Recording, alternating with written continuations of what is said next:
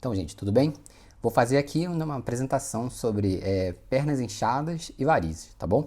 Então, vou tentar pegar um apanhado geral, explicar para vocês a forma com que eu passo para os meus pacientes, né, os motivos dos sintomas aparecerem, tá bom? Então, o título vai ser esse, tá? Pernas inchadas e varizes. A gente vai passar aqui por 3 tópicos principais: a pia de vários ralos, é uma forma que eu tenho para explicar, o mapeamento das varizes e as formas de tratamento possíveis, tá bom? Então vamos lá, né? Meu nome é Lucas Barbosa, tá? Eu sou médico formado no UFRJ, né? Universidade Federal do Rio de Janeiro.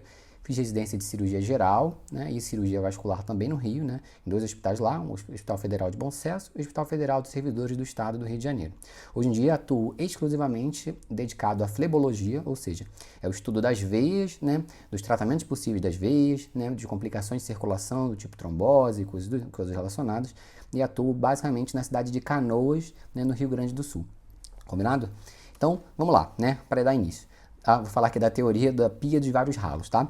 Bom, eu queria que vocês imaginassem aqui comigo uma pia comum dessas que a gente tem em casa, tá? Uma torneira, né, a cubinha ali que tem, né, e o ralinho ali embaixo, certo? Então, inicialmente uma pia comum.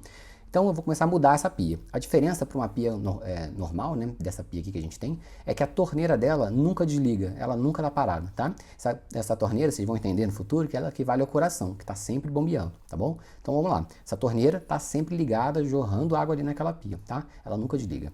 Segunda característica, no fundo dessa cuba, em vez de ter um ralo, a gente tem vários ralos, tá? Tem mais de um. Então, imagina uma cuba normal, a gente tem mais de um, olha lá, vários ralos ali, desses grandes, e a gente também tem uns ralinhos menores, tá bom? Então, tem ralinhos menores ali espalhados por todo o fundo. Então, a diferença para uma pia normal é essa. Está sempre ligada à torneira, mas tem um bom sistema de drenagem, entende? Esse termo é importante porque é dali que vai ter esse equilíbrio que eu vou começar a falar agora, né? O fluxo não para nunca e a gente tem que ter um equilíbrio entre a quantidade de líquidos que chegam e a capacidade desses ralos conseguirem drenar, né, direto esse líquido que chega ali, combinado? Então, o que pode acontecer, né, de alterações nesse equilíbrio, certo? Então, o que vão ter as varizes com essas alterações, entendeu? Então, sempre que tem, né, uma enchente dessas assim de rua, já notou que os ralos da rua, em vez de ajudarem a drenar, em alguns pontos eles fazem o inverso, funcionam como se fossem chafarizes?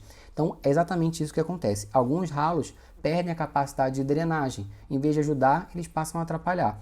Eles jorrando líquidos ali do fundo para a região ali daquela cuba, né? Contribuindo junto com a torneira para ter mais líquidos naquela área, entende? Então é isso que a gente nota que acontece, aqueles ralos perdem a capacidade de drenagem. Então qual o papel do vascular ali nessa história dessa pia, né? A pia, como eu estou explicando, ela equivale à nossa perna, né? E o sistema de drenagem as veias, a torneira ao coração. A gente tem que identificar então quais ralos estão bons e saudáveis, né? Ou seja, funcionando bem, e quais que estão atrapalhando a gente, quais que estão funcionando como se fossem os chafarizes que eu falei, certo? Então, o que a gente tem que fazer é fazer essa investigação. A olho nu, a gente consegue ver uma veia normal, outra veia alterada, uma que parece variz, né? Mas a gente consegue lançar mão de tecnologias e ferramentas, né?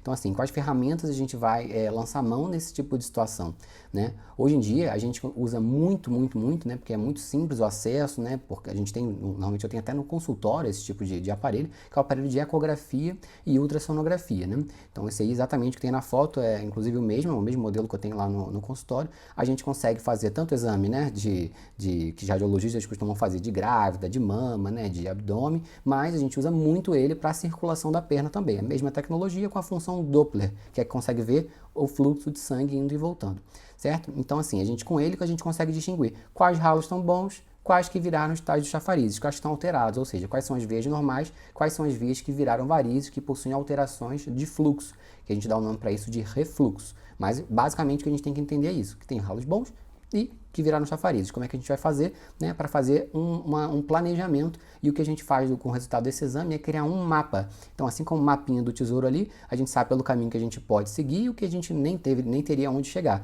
Então, a gente consegue distinguir, né, quais são esses ralinhos ali, né, e anotar várias características, né, do tamanho, da profundidade da pele que está aquele vaso, né, como eu falei aí, do calibre, da intensidade de fluxo, refluxo, né, e o paciente geralmente sai, quando a gente submete o paciente a essa avaliação com Doppler, com essa imagenzinha aí que eu coloquei, que a gente chama de flebograma. que é um mapeamento, né? A gente consegue ver nessa imagem ali, não sei se vocês conseguem notar, que está vermelhinho ali, né? Mostra que a veia safena, nesse caso aí, está alterada. Então, perdeu a capacidade de drenar, está atrapalhando a perna, entendeu? Então, a gente consegue fazer, então, um planejamento, um plano de tratamento que vai ser proporcional ao calibre do vaso, ao tipo de paciente. Aí a gente vai ajustando, né, para ter um plano adequado para cada situação e cada realidade que a gente encontra. Tá? Então assim, né? Como que a gente conserta então essa pia? Controlei as alterações, mapeou, e daí? Faz o quê? Né? Depende, né? O que a gente poderia pensar de resolução? A gente pode desligar a torneira, chegar lá na frente e desligar? Seria parar o coração? Não dá muito certo, né? Então não é uma opção, né? A gente pode instalar novos ralos saudáveis ali para resolver? Não existe essa opção de a gente colocar novas veias no paciente. Então, assim, até poderia funcionar, mas não é o caso, não é factível. Então, assim, outra opção, desinstalar os chafarizes. Aí já começa a ficar mais interessante, porque a gente tem ralos que estão bons e tem um chafariz ali. Se a gente fizesse uma obra ali, né, fizesse uma reforma nessa pia aí, de desinstalar esses chafarizes, ajudaria? Ajudaria, e era muito feito antigamente. Isso equivale à cirurgia convencional. Teria que abrir naquela área ali, tirar os vasos que estão doentes ali, seria a obra mesmo ali, né? Então assim, é possível, mas cada vez a gente faz menos. Então caiu, cada vez menos a gente indica a obra ali, que seria a cirurgia convencional.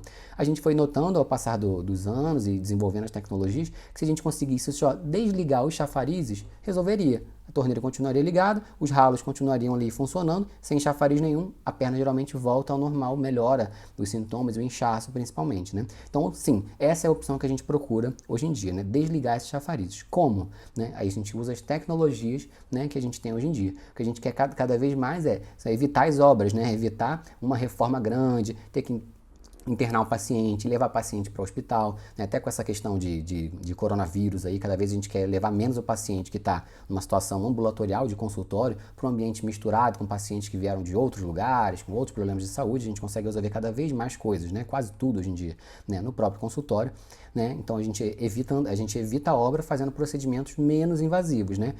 Priorizando esse procedimento que tem a recuperação mais fácil, que pode ser realizado às vezes em algumas etapas, mas poupando o paciente de uma internação mais longa, né?